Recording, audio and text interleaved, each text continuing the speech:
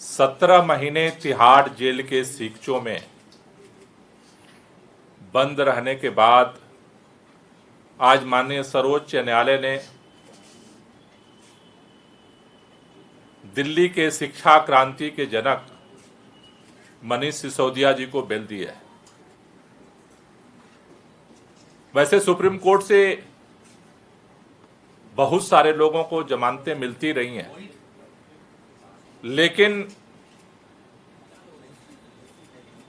पूरी दिल्ली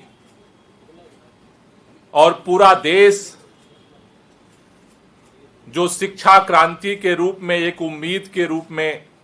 मनीष सिसोदिया जी को जानता है, पहचानता है और उनसे उम्मीद लगाए बैठा था। 17 महीने की दिल्ली और देश के लोगों की जो तपस्या थी, जो दुआ थी, जो आशीर्वाद था, आज वो फलित हुआ है, आज वो पूरा हुआ है। और इसने एक बात का संदेश साफ तौर पर दिया है, कोई भी तानाशाही कितनी भी ताकतवर हो सकती है, लेकिन उसकी तानाशाही अनंत काल तक नहीं चल सकती। तानाशाही की भी सीमा है। 17 महीने दिल्ली के उन बच्चों ने, जिनके लिए एक नई उम्मीद,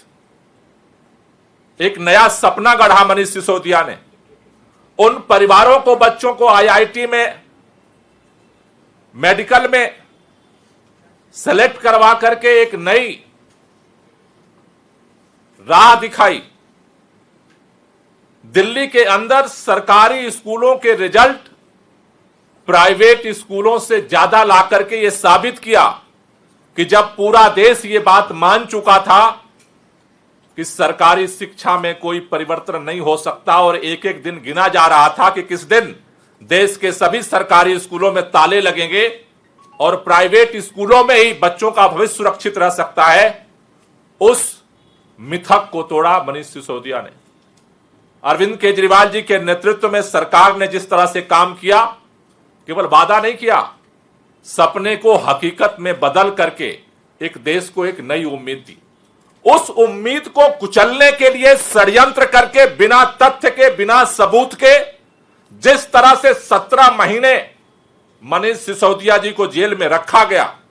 वो इस बात का सबूत है कि भारतीय जनता पार्टी और भारतीय जनता पार्टी की केंद्र की सरकार, देश के माननीय प्रधानमंत्री इस देश के अंदर शिक्षा में बदलाव की उम्मीद की जो राह है उसे कुचलना चाहते थे। देर हो सकती है, अंधेर नहीं है दुनिया में। और इसीलिए आज हम सब लोग इस बात के लिए तहे दिल से धन्यवाद करना चाहते हैं सुप्रीम कोर्ट का। निश्चित रूप से इस बात का मलाल सबको है कि बिना आज तक एक सबूत नहीं मिला।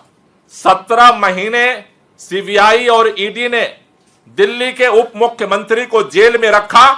और धिक्कार है ऐसी एजेंसी पर जिसको आज तक एक सबूत नहीं मिला चवन्नी का। 17 महीने उस व्यक्ति को आपने जेल में रखा, हमें न्याय मिला है, लेकिन इस बात का अफसोस है कि देर से मिला है। इस बात का अफसोस है कि जो बिल उनको 1 साल पहले मिल जानी चाहिए थी,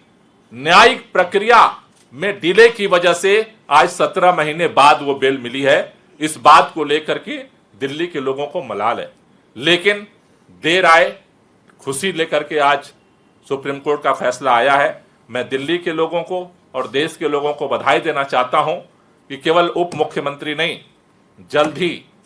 भारतीय जनता पार्टी का जो षड्यंत्र है, जिस तरह से ट्रायल कोर्ट में जमानत मिलने के बाद, सुप्रीम कोर्ट से जमानत मिलने के बाद, ईडी की जमानत मिलने के बाद सीबीआई का जिस तरह से षड्यंत्र के फंदा डाला गया है, वो भी टूटेगा। जल्द ही अरविंद केजरीवाल जी, दिल्ली के मुख्यमंत्री, भी बाहर आएंगे, हमारे सत्येंद्र जैन भी बाहर आएंगे और निश्चित रूप से ये